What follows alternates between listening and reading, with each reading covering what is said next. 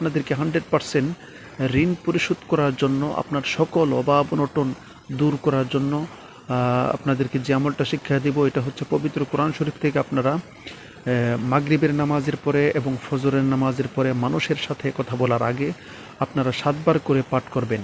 কি পাঠ করবেন? এটা আউযু বিল্লাহি মিনাশ শাইতানির রাজিম, বিসমিল্লাহির রহমানির রহিম, কুলিল্লাহুম্মা মালিকাল মুলকি তুতিল মুলকা মান তাশাউ ওয়া তানজিউল মুলকা মিম্মান তাশাউ ওয়া তু'ইজ্জু মান তাশাউ ওয়া তুযিল্লু মান তাশাউ বিয়াদিকাল খায়র ইন্নাকা আলা কুল্লি শাইইন কাদির তুলিজুল লাইলা ফিন নাহারি ওয়া তুলিজুন নাহারা ফিল লাইল ওয়া তুখরিজুল হাইয়্যা মিনাল মাইয়্যিতি ওয়া তুখরিজুল মাইয়্যিতা মিনাল হাইয়্যি ওয়া তারযুকু মান তাশাউ বিগাইরি হিসাব।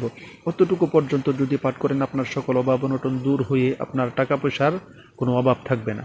আর যদি ইন্নাকা আলা কুল্লি শাইইন কাদির পর্যন্ত পাঠ করেন তাহলে আপনার সকল ঋণ পরিশোধ হয়ে যাবে ইনশাআল্লাহ।